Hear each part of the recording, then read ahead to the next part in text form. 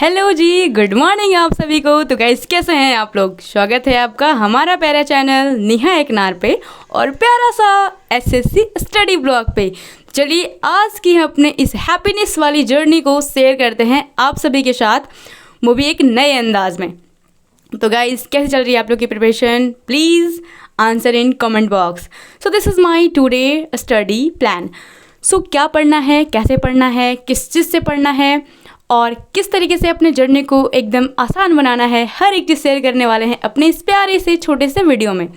सो आज का हमारा टारगेट कुछ इस प्रकार है कि जीएस में करना है मुझे हिस्ट्री का एंशिएंट पार्ट एंड बायोलॉजी का बोटनी पार्ट रिवीजन।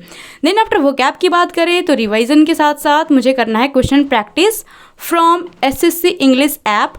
और यहाँ से करने के बाद आपका कॉन्फिडेंस थोड़ा बूस्ट हो जाएगा, आपको पता चलेगा कि आपका मतलब तैयारी जो चल रहा है, रिवीजन जो चल रहा है किस प्रकार है, बेनिफिशियल है या नहीं, आपको याद रह पाता है या नहीं। सो दोस्तों इसी मोटिवेशन के साथ अपनी पढ़ाई का हम स्टार्ट करते हैं और स्टार्ट होता है हमारा wings of fire autobiography of APJ Abdul कलाम।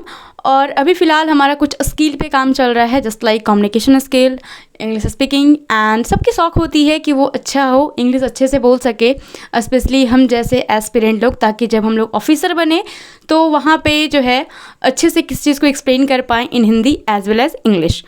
सो इस चीज़ के लिए आपको स्टार्टिंग से मेहनत करना पड़ेगा। तो यहाँ पे जो है हम वही बुक्स पढ़ रहे थे और रीडिंग डाल रहे थे, ताकि एक अच्छा सा ये जो है ना एकदम आसान तरीका होता है स्टार्ट करने के लिए।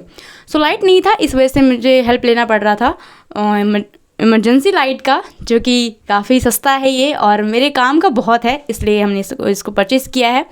देन आफ्टर हम स्टार्ट करते हैं जीएस का रिवीजन करना। और जीएस में हम सबसे पहले स्टार्ट करते हैं हिस्ट्री का। हिस्ट्री जो कि एंशिएंट पार्ट और हमारा मॉडर्न मिडाइवल ख़त्म हो चुका है, बट रिवीजन भी अभी कंटिन्यू चल रहा है सब चीज़ का।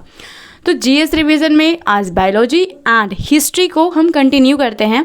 और रिवीजन हमारा कुछ इस प्रकार है कि मतलब कुछ होता ना कि एकदम अच्छे से रिवीजन करना उसके बाद फिर क्वेश्चन लगाना, तो भी वैसा वाला नहीं है, क्योंकि क्लास भी करना पड़ता है। तो क्लास के दौरान आप रिवीजन उसी चैप्टर का करते हैं हम जो हम अभी कंटिन्यू यानी कि फ़िलहाल पढ़ रहे हैं, ताकि हम चैप्टर को रिलेट कर पाए अच्छे से। फिर देखिएगा इस बात कितना अच्छा हुआ कि लाइट भी आ गया और अभी 7 बज रहा था और 7 बजे के पास आसपास लाइट आ गया था।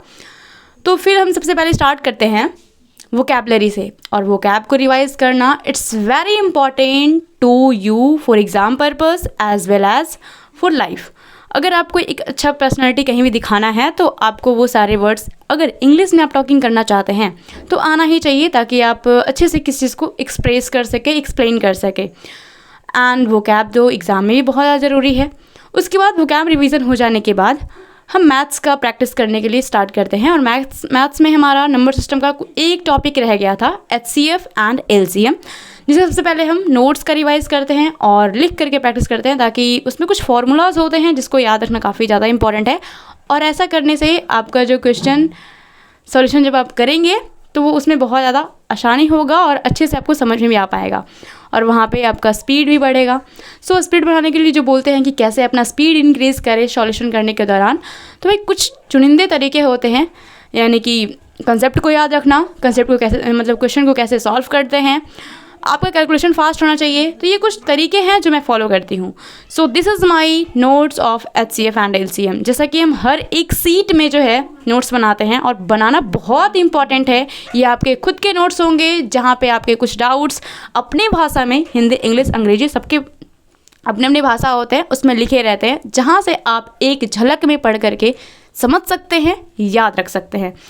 सो ये है हमारा कुछ ऐसा strategy. I hope you also follow this and this is the HCF LCM classroom set, जो कि हमारे टीचर आदित्य रंजन सर करवाते हैं और मैं क्लास करती हूँ पेड कोर्स से। गाइज ये भी बहुत सारा क्वेश्चन आता है कि आप क्लास कहाँ से करते हैं, तो हम आरजे विक्रमजीत पे पेड कोर्स मतलब कोर्स परचेज की हुई हूँ वहाँ से। और अगर आप बिगिनर्स हैं ना तो यूट्यूब वगैरह पे मत भटको यार, ये टाइम बहुत ज़्यादा लेगा और कन्फ्यूज़न इतना क्रिएट करेगा कि आप मे बी अगर थोड़ा मोटिवेशन अच्छा नहीं है तो इस जर्नी में अधूरा रह जाओगे।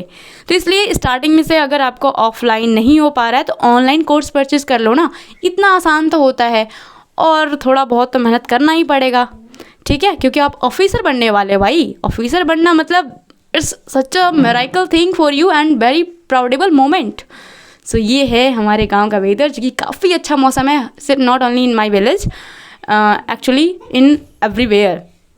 सो this is my notes of GS and ये है हमारा हिस्ट्री का एंसेंट पार्ट, जो कि हमारा इंडस वैली सिविलाइजेशन अब खत्म हो गया था। स्टार्ट हुआ है वैदिक पीरियड यानी कि ऋग्वेद, सामवेद, अयुर्वेद, अथर्ववेद, ये सब चीज़ों के बारे में पढ़ना होता है।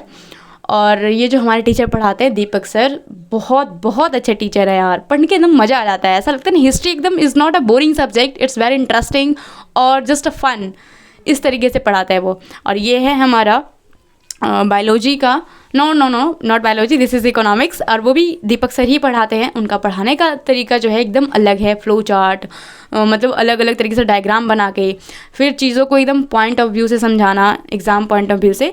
तो ये ऐसा ही होना चाहिए टीचर का पढ़ाने का तरीका, क्योंकि बुक से तो आप थ्योरी कर सकते हो, लेकिन कौन सा थ्योरी ज़्यादा इंपॉर्टेंट है, कहाँ से क्वेश्चन किए जाते हैं, ये आपको सिर्फ और सिर्फ पेड कोर्स में ही मिलेगा। इसलिए अगर आप हमारे जैसे मिडिल क्लास के लोग हो, जहाँ आप बाहर जाके कोचिंग नहीं ले सकते हैं, तो प्लीज़ कोर्स को परचेस कर लें और भटके नहीं। बस एक वहाँ से आपको गाइडेंस, स्ट्रैटेजी, हर एक चीज़, सोर्सेज, सब चीज़ मिलेगा, जो कि मुझे बहुत ज़्यादा ईजी भी लगने लग गया है पढ़ते पढ़ते। सो ये है हमारा आज का नोट्स पॉलिटी का। और पॉलिटी में हमारा जो है अब कॉन्स्टिट्यूशन पार्ट 2 ख़त्म हो चुका है। और आर्टिकल को पढ़ना मुझे बहुत अच्छा लग रहा है, क्योंकि हम बहुत दिनों से सोचते थे कि हम भी आर्टिकल बाई आर्टिकल पढ़े, जाने कि कौन सा आर्टिकल क्या कहता है, क्योंकि बचपन में तो समझ में कुछ आता नहीं था। बट हाँ, अब थोड़ा जो है समझ में आ रहा है, क्योंकि अंडरस्टैंडिंग थोड़ा अच्छा हो गया है इस वजह से। और ये डेवलप करना पड़ता है, किसी के अंदर होता नहीं है। सो हमने डेवलप किया है, मेहनत किया है भाई खुद के ऊपर, और अभी हमारा मेहनत चल रहा है कंटिन्यूसली। सो अगर आपको अच्छा लगता है हमारा वीडियो, थोड़ा सा मोटिवेट होते हैं, तो प्लीज़ लाइक शेयर सब्सक्राइब कर सकते हैं। And thanks for watching. Her her Mahadev.